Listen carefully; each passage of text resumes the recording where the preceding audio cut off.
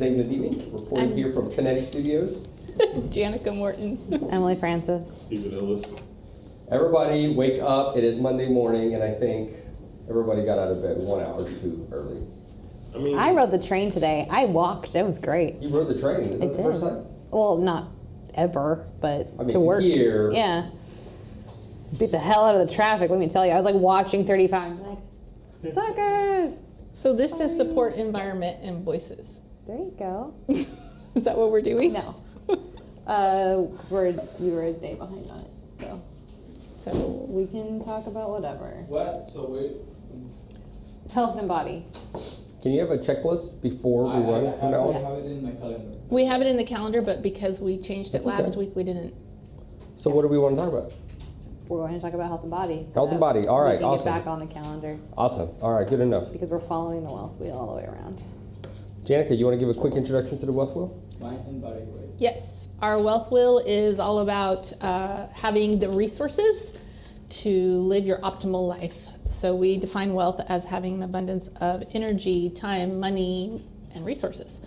So we have 10 main categories: purpose, finances, love, fun, health, support, enrichment, intentionality, vulnerability, and creativity.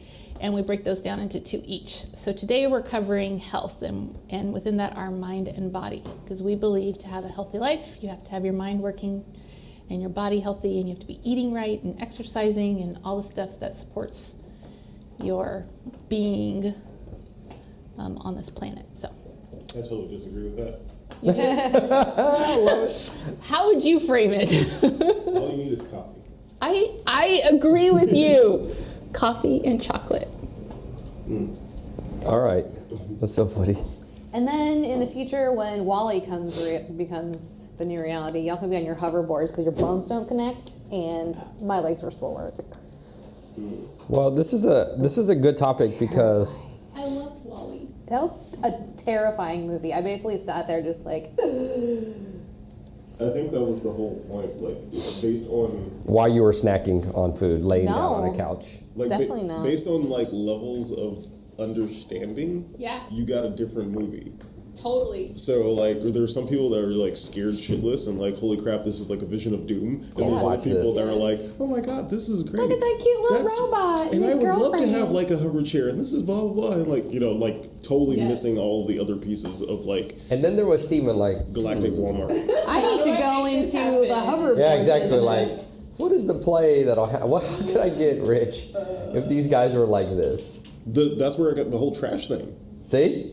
I knew he was thinking something. I mean, like, the initial large-scale business for, like, commercialized space will be trash removal and disposal. What do you mean? Start over. What? So, like, so right now we have the International Space Station, and Lockheed plans on putting a space station around the moon, same size, and then they plan on putting one in Mars. So you have 3 different areas that are all going to be having people with waste disposal problems. And the contract to move that trash back and forth and get rid of it is going to be relatively lucrative. I think it's interesting. I think we create a massive amount of waste here on Earth because we are completely unintentional about how we produce things and how we make waste. Right. And space changes that paradigm because 100%. you have to be intentional about all of it. Well, you technically don't have to be. You could act like there's limited resources and just keep on burning fossil fuels to keep on chunking things up there. But they don't. They're smarter. And there's usually an immediate, like, detriment when that happens. Sure. Because, you know, the thing you throw out the door usually cycles around the planet and comes back It and hits you in the face. smashes you at 18,000 miles per second. So you have a good incentive to not just toss things out the door. Yeah, but if we actually just functioned as though we were colonizing Earth, as though we were based out of Mars and we came down here, we would act 100% different. That's actually one of the things. 100% different. Everything we would do differently. There's actually a pretty big problem actually happening now because China used to be the world's recycler. Right. And 2 years ago they decided that they were going to stop that, and so now and why are they stopping that, by the way? Is that part of the tariff game, or they don't want the They stuff? really just didn't want it. They were like, we have been coming up with uses for this, but we no longer have these uses, and we are moving our people from basically like lower class third world to the middle class, and middle class people don't care about trash and recycling. So we want to be producers of trash, not users of Yeah. trash. Horrible. And so because the government, orders the economy, they just cut it off. And so now all of the stuff that used to be recycled pretty efficiently just sitting in places. Yep. So Crazy. Well, no, it's but I think it's crazy. Everything about how we function on Earth is because we don't realize the immediate cost, which you just said a second ago. yeah, it's always short term. There's always short term thinking. Forget the long term effects because someone else will deal with it. Absolutely. Right.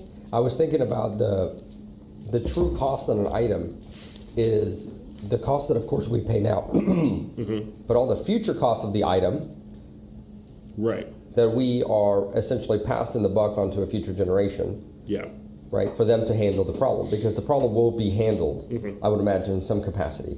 Whether it will actually be resolved or will result in death or destruction or whatever. Yeah. But There's it will always have some a cost. resolution. There is a cost that will be paid for it, and we don't wrap those into the item cost now. Yeah. I assume it'll be like Futurama, and they'll just build all the cities on top of these disgusting, dirty ones, and And then That'll solve it. it'll just continue to flow down.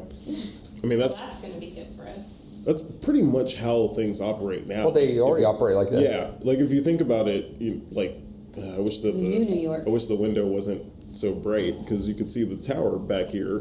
If Right. you have the money to live at the top of society, you literally can live above the Yeah. waist That's true. and never think about it, and everything flows down and it's out of your life. And just go on certain roads so you never see it. Right. That's what I talk about all the time. I know. That's what made me think about it. I stole it. Oh, okay, good. I was just like, wow, we had the same thought. Well, yeah, I was telling my friends. So the backstory to what she stole from me. Well, actually, I didn't steal it from you because I thought about it a couple of years ago when I was driving to Arlington. I'm like, oh, I hate this place. Let's go back to Flower Mound. I love Flower Mound. It is pristine and clean. Flower Mound It's Shopping also Mall is just- because you've only driven in certain parts of Flower Mound, just like you can drive in certain parts of Arlington and you all won't deal Flower with it. Mound. All of it. There's not All of one poor person. There's Well, not I didn't one say torn there's up not. house. It has nothing to do with There's poor or not not. one. There's not homeless people on the street. There's not graffiti all over the place. There's not trash There's everywhere. somewhere in Flower Mound it's there. No, No. not really. No. Or It's just how it Trophy is. Club. It's just how it is. It's dude. so No, well, no. the problem, Fla- like the thing is, it's so far off the beaten path. I mean, I'm sure as Yeah. sprawl happens, it eventually will. The borderline, Louisville, like you go in and boom, you're there. But Louisville is closer to 35, which is a giant interstate, Yeah. like, national highway. So, and Flower as the Mound- trains come in, people come in from Yeah. the cities, and that's where you might start Well, noticing more homeless people. Flower and Mound and that's- Colleyville both are kind of designed to Keep be people out. immediately hostile to people that cannot, like, Yeah. basically have the money to create that life. Well, South they- Lake too. Yeah. Westlake. I mean, they created an environment that like you can't even design. I think in South Lake, your public buildings, like, so you buy a piece of land and you want to put a car wash, they're like, cool, there's a design requirement for that. Yes. There's yes. zoning, Yes. zoning So if requirements. you can't meet these design requirements, you can't even put a car wash. Well, Right. but coming from like the Bay Area, But hold where on, there's that's we're bypassing the whole point. The no, point- no. The point is, when you experience that, I grew up in the Bay Area, so it's disgusting, dirty everywhere, broken Yep. roads. Doesn't matter if you're in the wealthiest part of town or not. It's just yuck. And then so moving from that to Flower Mound, where it's like my kids can roam and I don't have to worry about it. They can go everywhere. Like I can leave them at the store and go down the street and like like a it's pack of feral dogs. exactly. But I think we've identified who the Riff Raff and Flower Mound is. we know who they are. It's clean and neat. And then when I would go down to Arlington, I'd be like, I don't like this. This reminds me of the Bay Area. All of a sudden, I'm aware of everything. I'm aware of all the dirt. I'm aware of, like, I can't leave my car open. Like, Okay, let's forget Flower Mound, Arlington. How about Highland Park? Yeah. How about University Park? Yeah. Right here. Yeah. Right. Like right here. You They can- will. The cops will pull you over if you don't look like you belong there, including me. Yeah. Yeah. So 'Cause from my here, car's not you could fancy. take certain roads and you get to nothing but nice, essentially really nice, decent, Right. all the way to Highland Park and all the way out. yeah. And people that grew up there, let's say, they're like, well, what do you mean you don't have opportunities? What do you mean you don't have this? What do you mean, right? Because they're Their just used public to this. school, like public high school, is one of the best schools like in the area as a public school. Like, Because you- it's technically a private school. Yeah. Exactly.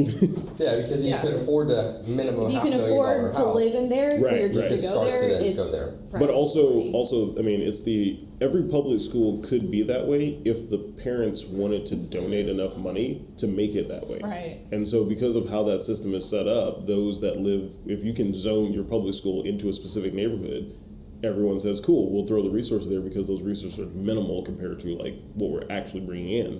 And so, you get these massive swings in public education based on zip codes. Because pretty much outside of Highland Park, I don't think anyone really donates to the school. It's all based on tax revenue, which is why McKinney is like having that massive uproar because they are raising all these property taxes to put more into the schools because they built a giant stadium that is useless. Right. Nice. Yeah. Is that the one that's falling apart already, or is that Plano? Yes, that's the one that's falling apart already. Yeah. Yeah. Yay, Isn't that football. So, what do you think? Do you think that there is a higher standard of healthy living or healthy people in Wealthier neighborhoods? not necessarily wealthy, but I guess Yeah, wealthy versus There I feel definitely like is. it's statistic, like science and. So part of it is like being able to just afford healthcare whenever you need it, and then the other half of it is all of the good, nutritious food that we have in pretty much available here in the United States. It's better in Europe and other places where they think more holistically. But yeah, here in the United States, all the good food is expensive, true. and harder to get to if you're living somewhere. You're probably not going to have a Whole Foods in your neighborhood. and it's also Very- highly perishable. Yeah, So, that too. like let's say you do fresh fruits and vegetables, and like maybe you do like a little bit of protein. You need to buy that within like a 2 to 3 day span. Right. That doesn't work for most poor people. Most poor people need to like meal prep at like beginning of the week and be done so they Yes. can work Bulk and think about items all that of stuff. non-perishable foods. Which then means more processed, more plastic, more everything All that's the not junk. good for you. Yeah. Yeah. But if you're rich and you can afford to hit a steakhouse, you're probably eating about as healthy as you possibly can. And it's also quick. I feel like there was a dig on our vegetarian. Let's skip over that one. Because No, all the I'm just- appetizers and the I'm just- side dishes. I'm But just joking. that's the whole thing. Like, I mean, I grew up Adventist, which is vegetarian from like day one, and it was slightly more expensive for us to eat places, but then also slightly cheaper because like not drinking alcohol, not really eating high price items. Most of the meat on the menu is high price. Then all of a sudden it became so popular that now all of the vegetarian food is the expensive stuff. It's ridiculous. Yeah. So ridiculous. Okay, my light went up. Actually, so guy from ours asked what happens if here you can't pay property taxes. You lose the property. Right, but how long does that take? Well, it takes a while, but you eventually get liens put on your property Yeah, from the city to state. I think it always goes through the county. yeah. It's So the county county- taxes, and then it. So if you look at Texas, Texas has, I don't know, I'm just going to throw a number. Let's say 100 counties. And inside the county, so county would be a small. Go ahead. 133. Okay, 133. Anytime we talk over each other like that, they can hear us. So Give that to me, I can do it. that's. Anyways, I'll get to them in a second. So we have 133 counties, and those are kind of they're a whole another layer of governmental agency Right. or hierarchy, and then finally get to the cities. So anything that's not in the city is run by the county. So your taxes go to the county, which then divvies out what goes to the state and what goes to the city. And after a while, if you continue to accrue this, you get what's called the lien, which means they will make sure they get this amount of money out of the sales price of the house if they ever sell it. And eventually what can happen is, I think if I'm not mistaken, then you can pay the tax owed to a property. So like a third party can come in and say, I'll pay the tax, which means I'll end up owning the lien now of that property, which means then I can force a foreclosure on the property and take the owners to court to get paid. And actually, even in some cases, you don't have to even do the foreclosure process. You just have to pay the taxes. Like they'll put it up for sale for the cost of taxes. Well, that's what I'm saying. Yeah, but the county will do the whole foreclosure piece and like kick out and everything else. And they're just saying, if you pay the taxes now, you own it. You don't have to. Yeah, go but if through you the owe a extra- bank, then you still owe a bank. right? The bank's not going to be. So that's okay. That's land versus housing. So if you want to buy land, you pay the liens on the land, and you get the Right. land. If you want to buy a house, you do have to go to the bank and figure out the. I think it's always if there's a lien on the house, or if there's a lien on the property from the bank, then the bank has to get paid too. No, they've written it off most of the time. If you get that far down the chain where you're just you're paying property tax To get the property? Yeah, the bank has Yeah. already charged it off and added as a bad asset. There's a whole series of classes out there that you can take from all these different real estate gurus and investment gurus that talk about how to buy properties just from people who have back taxes on Because them. we picked up like 20 acres in East Texas, and it was like 17,000 for Yeah. property tax, and that was Yeah. it. There was like we didn't have to do the bank. We had How to do many anybody. how many Connexes have you buried in the ground over there with Doomsday supplies? I wasn't spending on Doomsday money. We flipped that thing. Well, Yeah, he's like, oh, you're talking about my West Texas property. The other one. yeah. No, that would be that would be the other half of the preppers environment where people are like, I need to prep for Doomsday. I need to have my Doomsday shelter, and then my house shelter, and then my go bag, and then my escape vehicle. Which of those are cool? I don't know. Here's my thought on that. Going back to health, mind, and body. I think doomsday preppers have some mind issues going on there. Hold on, why? Because it's like such a hyper focus on the future of the possibility and totally not living in the now.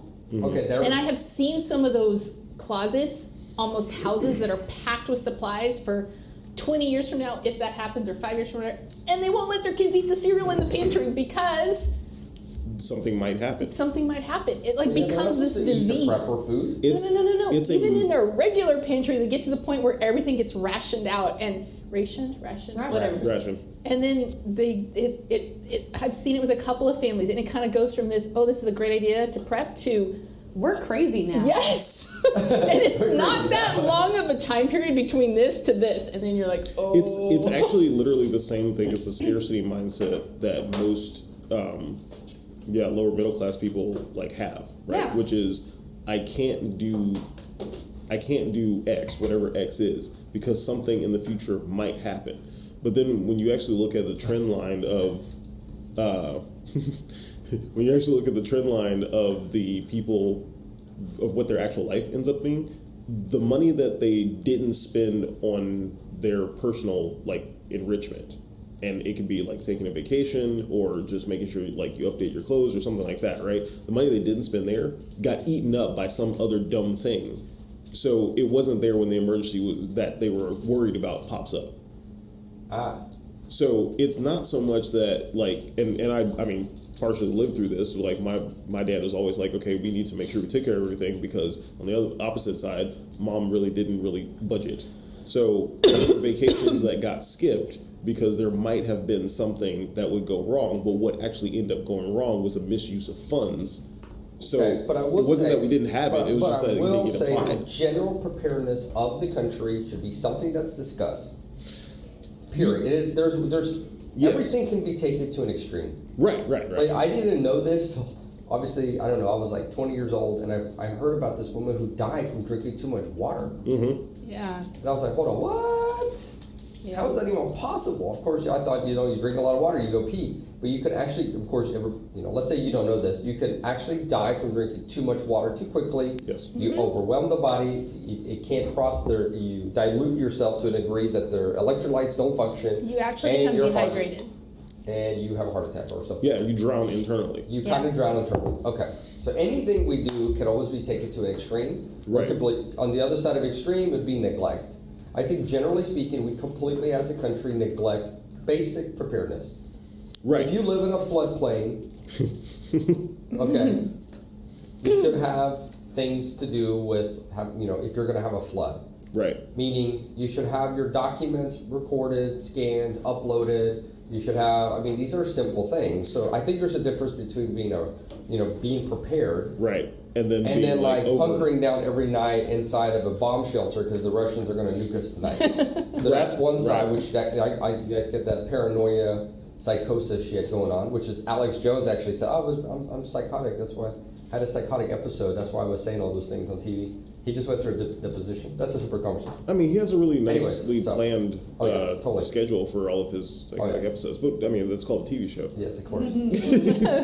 So, anyways, And I just think as a country, we do a horrible job with this. And I think it's something that we should be addressing. If you live... It's balance. If you live near a levee, okay, so Yes. right now the middle of the country is dealing with this. The middle of the United States, the Midwest has been slammed by massive floods. And I don't know if this is like not talked about enough recently, but huge floods that have killed, I think, over 1 million head of cattle and all this kind of crazy stuff. So you people who eat meat in the United States, you want to go buy your beef now because the prices are going to go up very, very soon. Anyways, if you don't have a boat and you live by a levee that could potentially go out, you could buy an inflatable boat that holds 8 people. I priced it on Amazon. It's like $500. Right.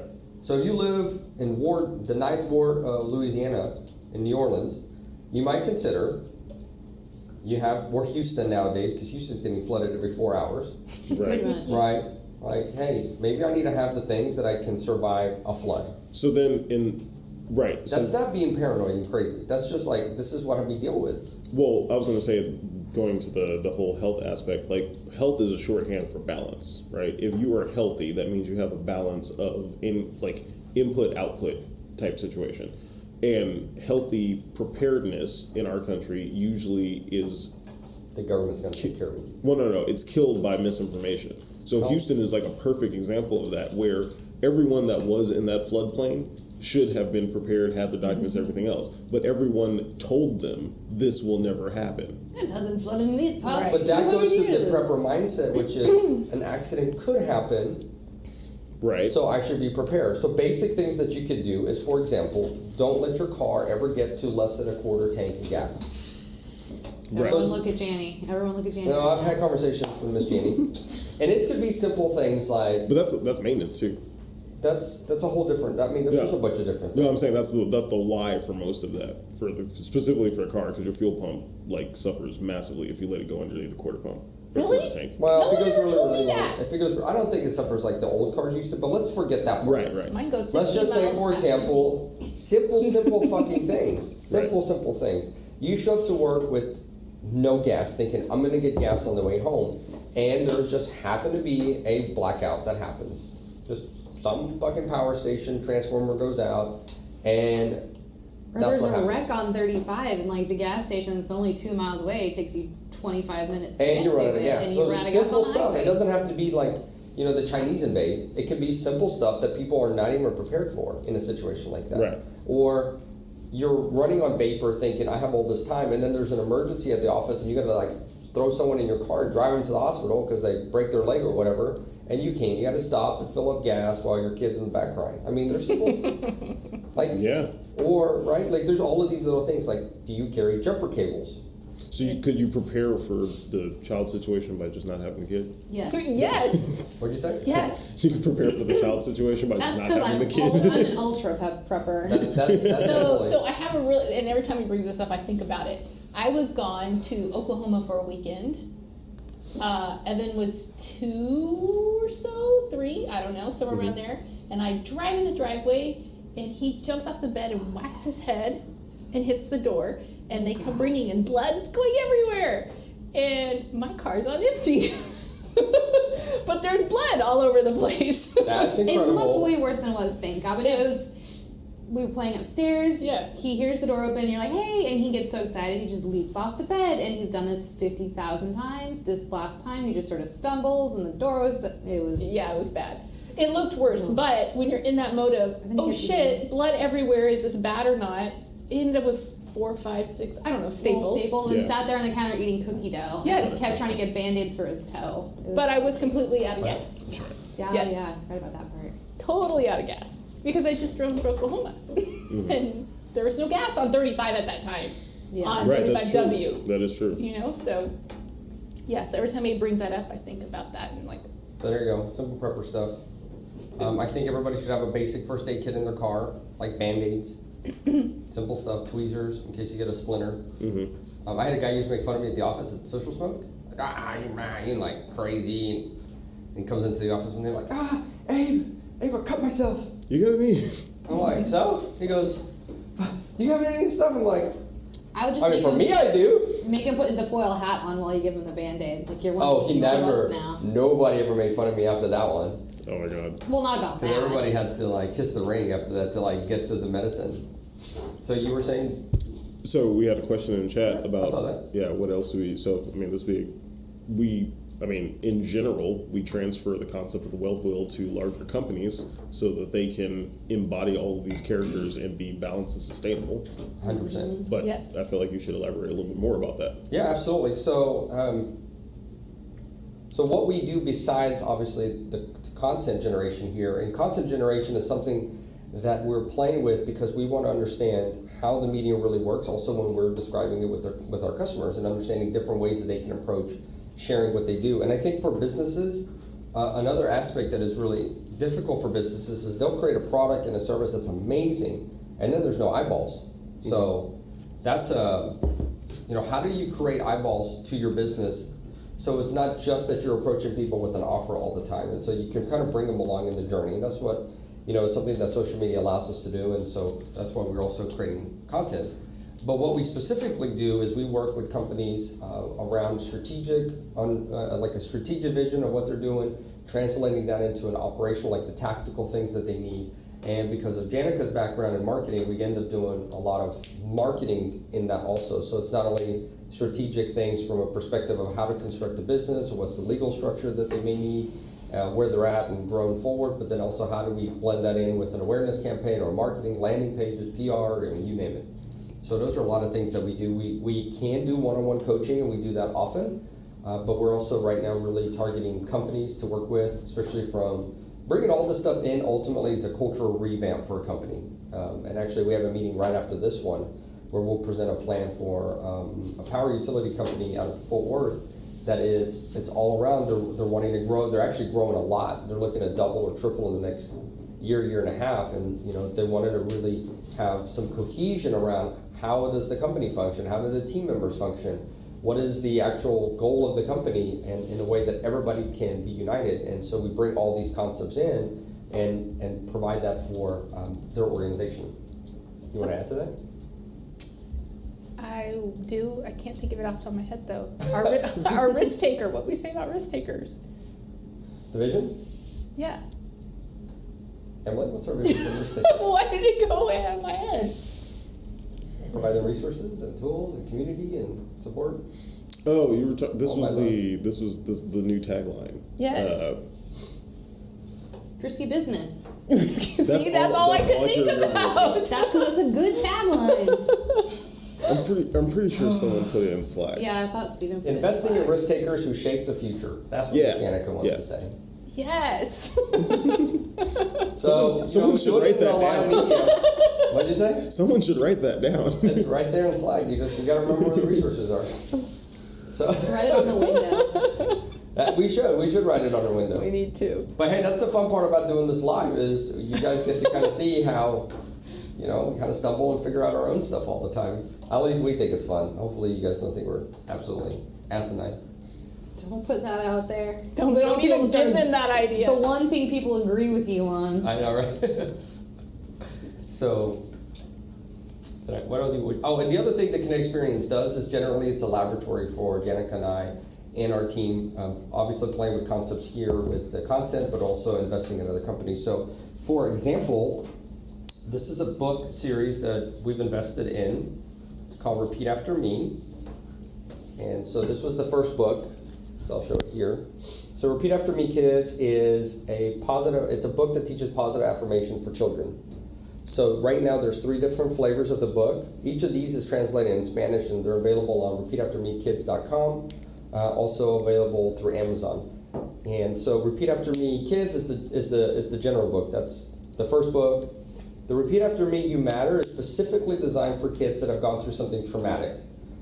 So we're wanting to get this book specifically into the hands of those kids through working with police departments, trauma centers, child advocacy centers, adoption centers. You get the point. So this is what it looks like on the inside of the book. For example, there's a lot of, hopefully you guys can see this. There is, very simple imagery. There is just kids' hands. In the future, maybe feet. But it's really designed so that the kids can put themselves into position. And little powerful affirmations. And the cool thing is that it actually works.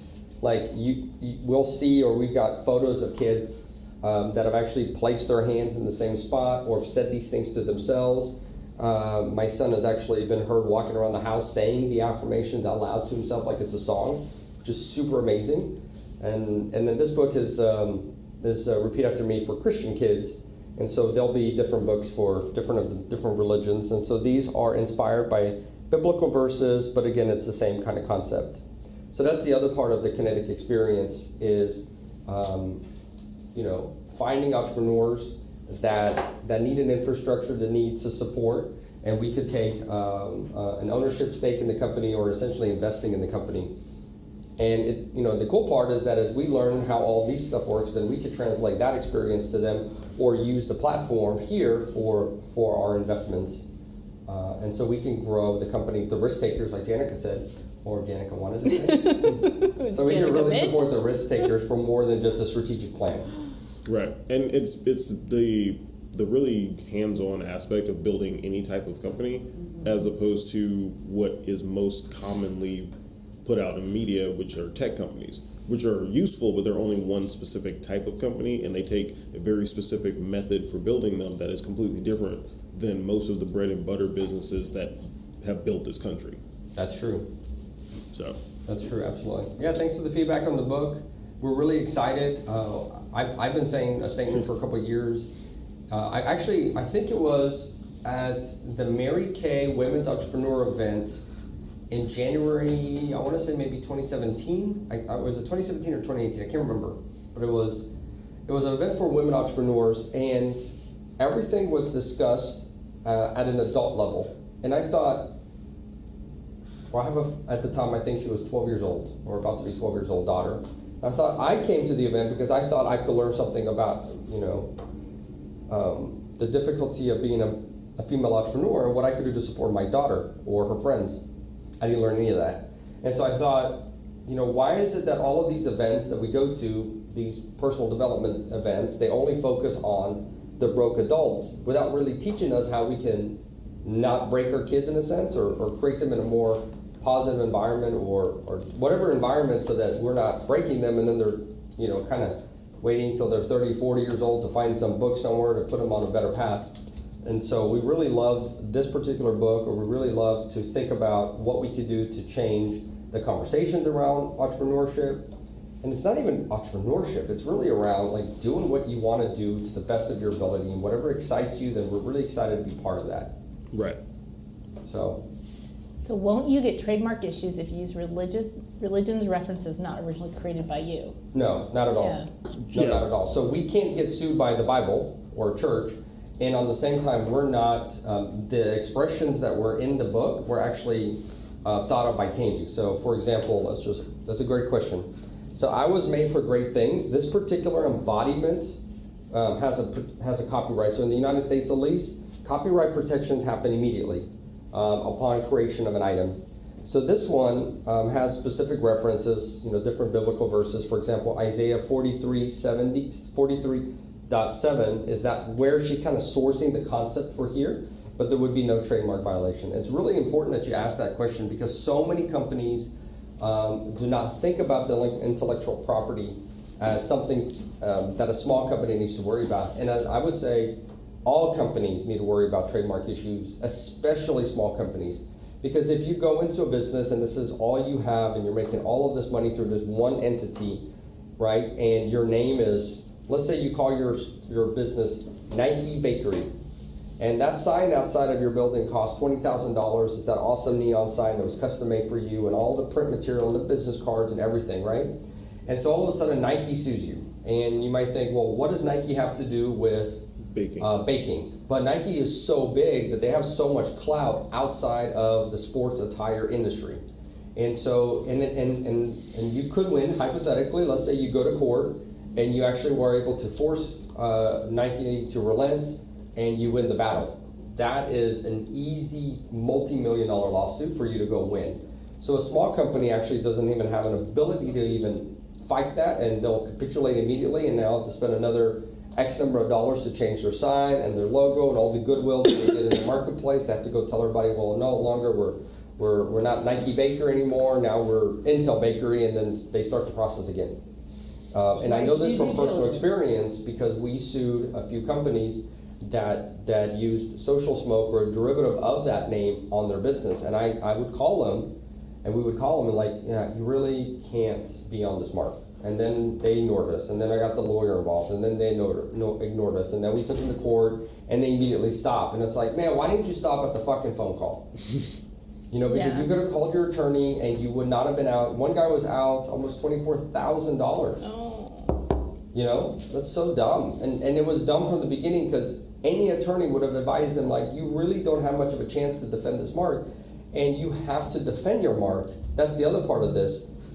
So even if my brother decided to go start the Kinetic Experiences, I still have to sue him because if I don't, or I don't have a licensing agreement with him, other people can then all of a sudden use the mark because it's saying I don't actually fight and defend my mark. And so there's all this stuff related to copyrights and trademarks that I think are super important for small businesses to learn about. Especially now with the passing of Article 13 that the EU just went through. Because as that applies to internet companies in the EU, it's still going to have far-reaching effects outside of the EU because the internet is fully connected. And most companies that defend trademark patents have international reach. So regardless of whether or not they actually have a case, most of the time they can just kill your business by suing you and making you defend it. Absolutely. That's the whole point of what I was just saying. Yeah. But I'm saying, like, now, like, the way that Article 13 is constructed, if, let's say that we want to talk about something that is someone else's copyright, we're not producing something with it, we're just, like, reporting on it. We're actually now technically liable. But could be. And the whole point of this stuff is, I'm going to tell you another thing. It's not even if you're right or you're wrong. It doesn't even matter if you're going to win in the court case. Yeah. It's like, it's so costly to go fight that you really have to, and you can't avoid it, right? Like if you're in business for any length of time, most likely you're going to be involved in some kind of legal situation. So be ready for it, be ready to deal with the cost associated with it, and you have to, it's just what it is. But that also means that your legal team is also part of your offense, not only your defense. And so if you involve them earlier than later, you actually get better results because they can protect you. Let's say there's another, I'm just going to use this one as an example, right? Another kid's book that comes out with repeat after us. And let's say we own this trademark, then all of a sudden, then if we're smart about it and we have, our ears to the ground and we'll know about that, we can reach out to them and force them off that mark sooner than later before it becomes an issue for us, before we go to a trade show. And on one side of the aisle is repeat after me, and on the other side of the aisle is repeat after us, and we cause confusion in the marketplace. And so having a smart legal team or any of these smart types of things ahead of time really make a big difference. And if you happen to be an asshole, which we are not, I hate doing this, but I will tell you what they do is they use their trademarks to just shove people around and get licensing deals and whatnot, and then they end up solidifying a position. That's very standard. I forget, they're called patent trolls. Patent trolls are one of them. Oh, yeah. And I think it applies to also copyrights and trademarks. They're just legal trolls. And so they own something enough, and they have usually some amount of money, and so they'll just go knock on people, and then they start solidifying a position, and you either move off the mark or you start paying them some kind of royalties, and a lot of people will pay, and which makes it harder over time to even start to defend it, and before you know it, you just can't use it. Yeah. So that's some lessons about trademark stuff that I've learned through some battles. Yeah, and most of those lessons are usually learned the hard way unless that is your area of expertise for legal. Yeah, well, I think a lot of people use attorneys only when they get a letter in the mail from the IRS or another attorney, instead of involving attorneys sooner than later. And I suggest that, especially if you're doing anything big and different in your business, you should start asking because they'll help protect you. And if you're talking about like, well, I got in an accident and now I want to know if I should have had business insurance, like now it's a little too late. The best way of like pre-educating yourself about that is to look up the CLEs, it's a continuing learning education credits, because those are usually open to, for the most part, they're open to the public. And those are attorneys that are talking about these specific topics.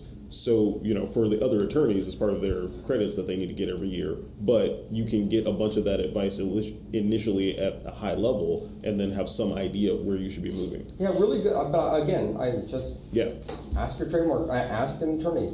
Well, no, that's what I'm saying. And don't try to find the fucking cheapest attorney. That's the best place to get the advice from. Oh my God, I had a attorneys. legal battle last year at the end of 2017 with a fucking moron. Like, literally didn't know how to read the documents. This is a Dallas-based one. I need to call him out one day.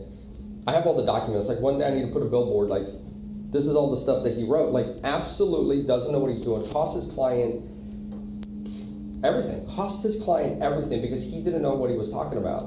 And would talk himself into circles and talk himself into... But the price was right for the opposition, and so they went in that direction, but end up costing her everything. And having a bad legal counsel is it's like going in and trying to it's like going to have a heart surgery, right? And you trying to find the cheapest guy on Craigslist that can operate on your mind or your heart or your toes. Like, no, you want to go for the freaking best you can afford because they're so smart. They figure into things out within minutes and not hours, and they don't go in and they're ruining your ability to have an amicable solution. And most attorneys, believe it or not, actually though I've worked with, they actually try to help you have an amicable solution. Right, it's to get away. Because we're not the people that they're going to really make money on. They know that. They're looking for your big companies that are dropping hundreds and hundreds of hours worth of work, not ultimately what is considered a small deal in their world. To you, it might be the end of the day and you need all of this stuff, but to the attorneys, it's not, and they'll help you, advise you if they're smart. Yeah. Otherwise, they'll make you go to battle. Yep. So how do you tie that back to health, you guys? Well, I'll say you can you're circle going to give back me an to... aneurysm. That attorney almost gave me an aneurysm. Circle back to repeat after me and the trademarks, and that in itself is teaching kids healthy mind-related skills of positive affirmations and... Yeah, and I think it goes back to what Abe said of quit fixing broken adults. Let's start at the children and help them develop that foundation and routine of a healthy mindset and healthy bodies, and then we don't have morons who are screwing their clients over. Well, morons. Or if they do, they're doing it intentionally, and in which case you don't feel bad coming out of guns blazing. So. No, true. It's really never. You know exactly what you're doing. Okay, we don't have to benefit of the doubt for this. That's so funny. So I would say I got sick Thursday night. I didn't poison you. We tried. No. Didn't work. No, I knew it wasn't. But it was fun. It was fun to say. It was. I felt there was What's it? What is it? What's that chemical in plastic? BPA. BPA. There were some BPAs in your smiley face spatula. Anyway, so my stomach started hurting Thursday night, and I was like cramping a little bit. I was sure on Friday I was. It was his period. I was sure I was pregnant. It's like, what is this? It's like growing and got a bump. Anyways. Just having to be gas. All of the above. So then actually Friday night I actually started having like cold symptoms, and Saturday and yesterday I had like cold, like head to cold stuff. But it's interesting because every time I got sick in the last few years, I think to myself, what have I done to ask for this? But I don't mean it in a bad way. Like, what am I doing that I'm neglecting myself to bring this? Yeah. To bring this. Yeah. What are the root causes? What is the root cause of this? Yeah. Right? Because there's that old Chinese concept where the doctor was there for the emperor, so the emperor would never get sick. And so if the emperor got sick, they'd fire the doctor. Like, you're not doing your job. I'm supposed to never get sick, right? There's nothing. So coming from that concept, like, doctors are supposed to make you healthy, right? Not only around when you're sick. And so why am I sick? What have I been doing to neglect myself? Right. That I weaken my immune system, right? Or eating stuff I'm not supposed to with bad juju on it. Stress. That's what I'm saying. So it could be It's stress. a lot of it's emotional. Plus, I've been licking your mouse every time you leave the office. Oh my But God. here, I know. I'll never use this mouse again in my life. It's really just a simple. I have stock in simple- mice, so Oh my God, that's so visual there. It's a simple thing. It's kids. You have kids, you're gonna get sick because they pick up Disgusting germ bugs monsters. everywhere. Because they really lick things. They're just I don't think joking Abe's about kids do. Noah might. I can't see Issa doing it. What? Licking stuff. No, it doesn't. No, I mean, but you know how kids are. They pick Yeah, up every. So you're saying he's not a normal child like No. every single other human. No, primate he said baby. takes after his dad, so there's germ issues in the world. Germaphobe. I'm not germaphobe, but you know. Whatever. I'm just scared of germs. Look, it's part of the vaccination process. It is. Anyways, Just a booster. so but isn't it true? Like from the law of attraction sense, you're like, what did I do to attract this to myself? Because everything happens. You've co-created everything with the world. Well, like Dr. Jarrett, he is a chiropractor, but he specializes in what's it called? No, it's network analysis. Network analysis. So when I fell and broke my tailbone, I went in and he asked me why I needed to have this experience, why I felt that I needed to have a broken tailbone, and I'm thinking, because what I'm the such fuck? a pain in the ass. No, that's not what I was thinking. Yeah, I'm interested to. So, but it got me thinking, right? And I have some ideas on that. But then, a week later, I fell down 8 stairs, hit my tailbone again. So we go in the next morning it was exactly a week later. We go in the next morning and he's like, so why did you need to re-experience this? What is it you're telling yourself? What is it internally that this is this is a protection for you, or it's an excuse for you, or it's letting you off the hook for something else, or do you really want to experience this pain? But no matter where you fit in like the whole woo-woo-ness of that, just thinking through it makes you go, well, shit, did I really Was there a way that I could have better navigated the situation to prevent? Yes. Well, and of course there was. Well, They but- could have said, hey, you're about to fall down the stairs. I but you literally didn't. saw her both break her bone and the other one, and I just didn't say anything because I see stuff. But I started to realize recently that when I see things that are, and it's usually just seconds ahead. It's not like I can tell you what's going to happen in a month. But if I see something just seconds ahead, there's a different feeling inside when it's like, that's an option versus that's going to happen. Yeah. So I could extrapolate, like, you could knock over the glass and it's going to hit the ground, like, sure. But that's different than. But it's like, elbow I'm kick. seeing you doing it, Yeah. right? In a sense. And so it's all his fault that I broke my tailbone and then re-injured it. I mean, that's kind of similar to the. Have you seen those videos of like dad, like it's like the dad third sense, or like it's a superhero dads thing. If you look on like Twitter or like Reddit, there's stuff. But basically, it's people like filming activities and then like some kid almost getting killed, and like you see like the second where the dad's like, oh crap, that, and the one that's you see on the internet all the time. There's a sled coming down the hill, and these 2 kids are running up. And so, like, the dad sees it, and he's like runs, grabs both the kids, hops over the sled with the other kid, and like it goes underneath him, and it's like all within like 3 seconds. And it's kind of that whole like you're keyed into a person and what they're doing, and then you're like, oh crap, that's gonna go badly. Right. Yep. Been there, done that, watched that happen many times with the kids. Well, so I'm just taking the perspective, like, if I'm sick, why did I get sick? The universe needs to have antibodies built up for the next round of some bug. I think the issue is that we look at things that happen in our lives and only analyze it in the current moment, right? I know I don't even make sense, but I'll try. Mm-hmm. So when my back went out, twice this year, my back has gone out so bad that I couldn't walk. But the second time was in February, and I just couldn't move. Right? Like, if it wasn't for people around to help me, I couldn't walk to the bathroom. I couldn't shower. I mean, I just could not move. So instead of being upset about it, right? Because a lot of people will be like, woe is me. Why did this happen to me? My life sucks. I separate myself from the back pain. Like, the thing that is me is not my back, right? I am not suffering. My back is in pain. These are 2 solely different issues. Right. Now, actually, as I'm laying there in bed wondering, what did I do to invite this, to create this, right? Why did I do to create this? I've been thinking about, some of that Wim Hof training or whatever is around mental toughness. So I'm like, well, if I ask to be mentally tough, and the universe is like, cool, here's your back out, now you can't walk, you get to practice being mentally tough.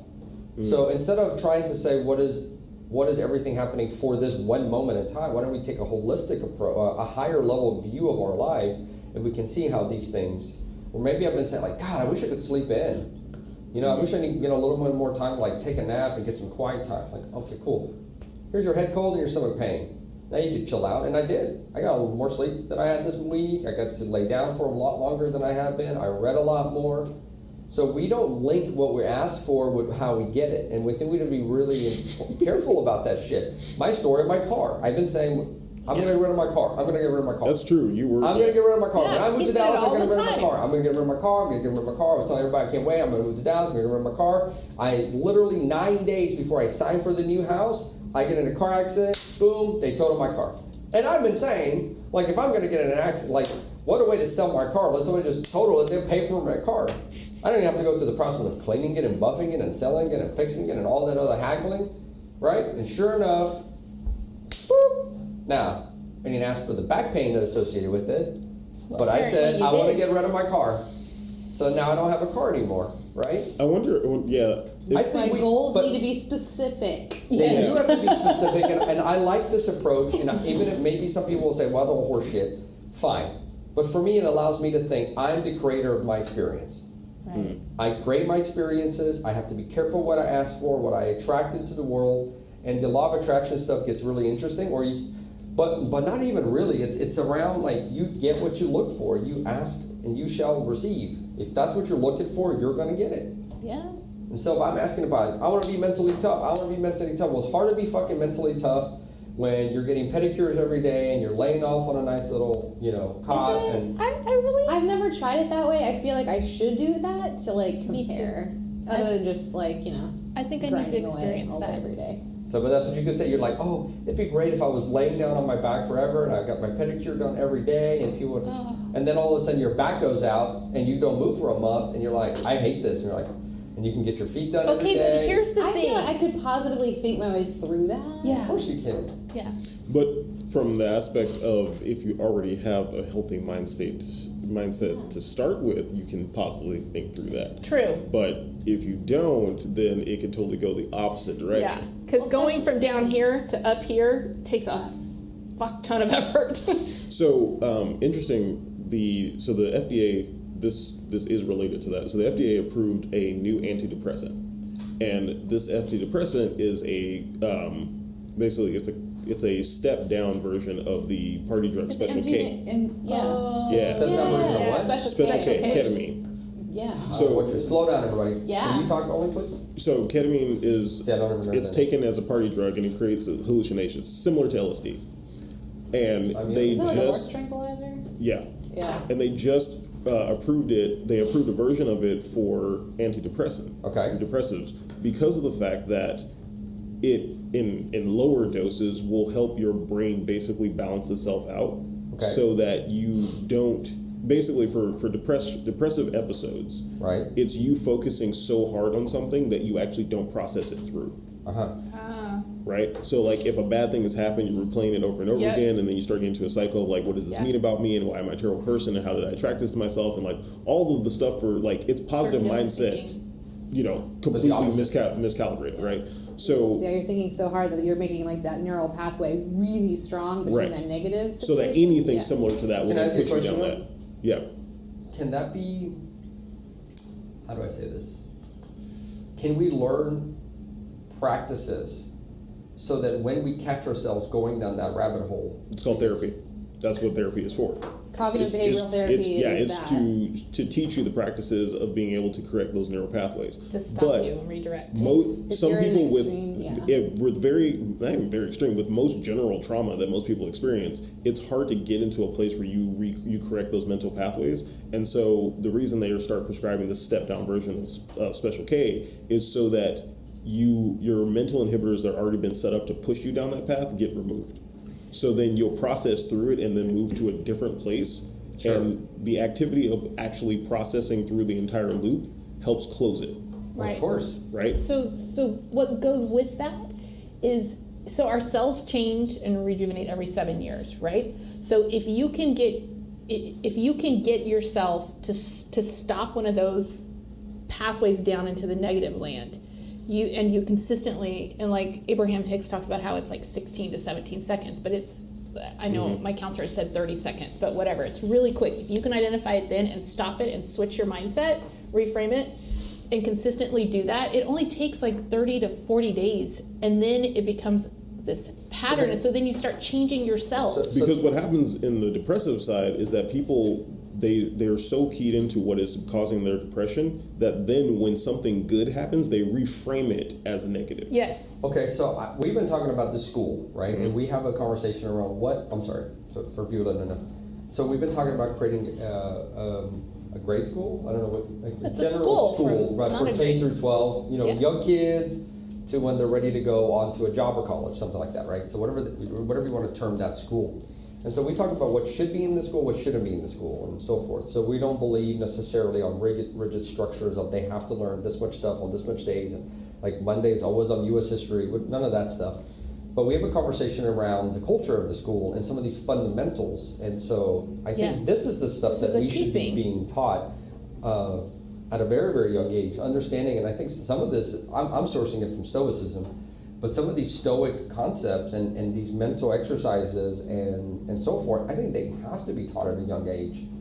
I think they're They super do. powerful. Yeah, and I mean, initially, so repeat after me books are a good way of introducing people to that, because that's what that's doing. It's Right. reframing, it's introducing positive framing, right? It's not even about reframing the negative right there. It's introducing the positive framing early enough that it becomes a habit, so that when bad things happen, you already have a little bit of the mental exercise of like how to frame positively. So then when something negative happens, you can process it a little bit more evenly, because that's really what happens. Like something bad happens and you can look at it as like, okay, what are the pros and cons to this situation and how does it actually relate to me? Or you can just say it makes me feel bad, so it must be bad, I must be terrible, Right. and then you go down that cycle. But is it? I think it's actually well. I'm not saying you're wrong. I'm going to add to it. I'm going to say and. It's because I don't think we're taught these inherent skills. No, we're actually taught the Why not? negatives from a Right. super early age. Right. So like, unfortunately, like I think except for like Buddhism, most religions teach guilt instantly. Instantly, and So, you're like, bad. Yeah, You're right. bad. You're bad. There's a problem. You need to be fixed. You need to be corrected. And if you do anything that falls into this paradigm of terrible things that we've talked about, then now you are bad and you should feel guilty about it. Right. And then you think about that from like a Sunday school perspective. If that is literally from day one what's being taught, you're probably going to be a lot more susceptible to having traumatic episodes Right. / depressive thoughts. So last weekend, not this one, but like 9 days ago, and then I want to talk about this thing from Guy from Mars Yeah. before we sign off. I had my daughter, so they're the 13-year-old and the 15-year-old sit down, and I went through this crash course on Stoicism that's offered online.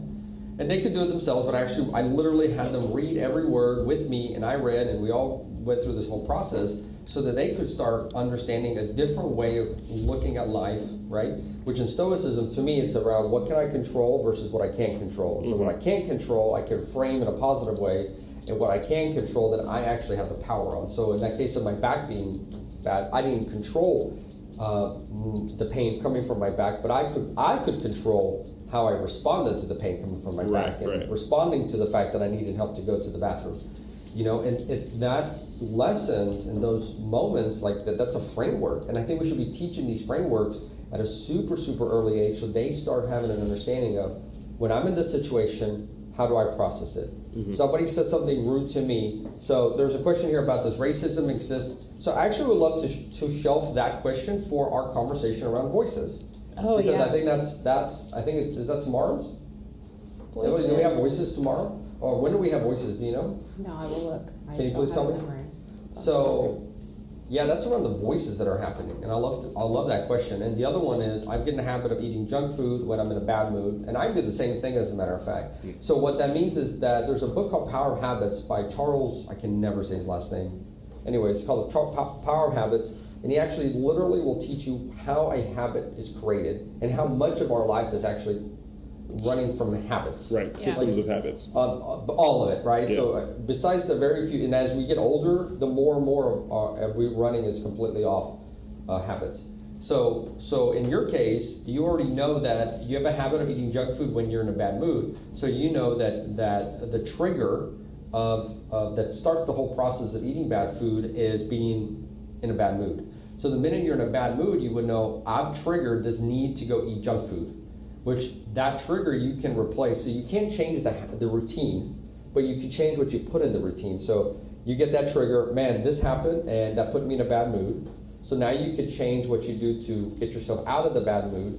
So in your case, that might be instead of walking to the refrigerator, you'll walk outside. You still have to take a walk. You still have to move out of your location, but you'll fill it with something different until that mood subsides. Or where in the place you have junk food, you would have something healthy. So you still go and you start eating, but you eat something that's healthy.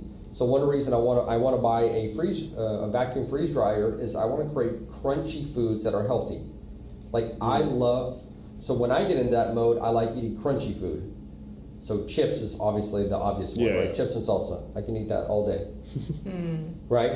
But I also enjoy the crunch of freeze-dried mushrooms. By the way, totally weird thing. Saw that at Costco. It's amazing. Or snap peas, or I've heard snap peas before. Broccoli. There's just an assortment of things. Carrots. So when they're crunchy, that alleviates that same desire for me to Easy way to solve my own problem. Not allowing myself to still allowing myself to do the exact same routine. Right, it's the exact same process, but fill it in with something different. Different input, right? Because if you're like, when this happens, I'm going to ignore it. You can't. Your brain is just hardwired to say, you've been triggered. Run your routine. That that's their whole. We've seen that actually played out with the whole helping people stop smoking. Where for a long time it was just like just quit. Just stop smoking, just quit. It's very hard. And then everyone's like, no, you need to replace it with something. And so that's when they start moving to like nicotine gum and like patches and like something else that basically helps people step down off of their doses they're getting from and that. It's not only just the nicotine. The nicotine also helps you get addicted to the routine, but the routine could be, I'm tired here. Like I need a break. Go take a break. I need a break. And so I'm going to go, so they link it, right? So I need to take a break, so I'm going to go smoke versus I need to take a break. Will you walk with me here and back? Because that's what I really needed to do. And I also need to have, I need a sensation or a flavor in my mouth. And so, there's a way you can actually break down what we do and actually what's triggering and what's the emotional response and what we're getting out of it. And it's really, really a fascinating book. Yeah. It's a really profound book for me. I read that over the summer. I read Essentialism, The Power of Habits, and I think life-changing books. Yeah. Anything else for anybody? I think that's a good place to wrap it for today. Awesome. Well, again, thanks everybody for tuning in. Our website is thekineticexperience.com. We work with entrepreneurs. We work with risk takers. What do they help do? them have We want you to have an optimal life. We're invested in risk takers who shape the future. Yes. Yeah. That's the line we're going to memorize for next time, maybe. Is that what we're going to go with? Yeah. We never really agreed. I mean, that was just a suggestion. We should probably put it underneath the I like that. Maybe we'll do that. I like that. Yeah. Yeah, and so our website is thekineticexperience.com. If you're interested in Leonardo da Vinci, we have a podcast also called The Becoming Da Vinci Show. That's at becomingdavinchishow.com, and that's also available on YouTube. And I'm Abe Nadimi. I'm Jannica Morton. I'm Lou Francis. I'm Stephen Ellis. And we are signing off. Bye.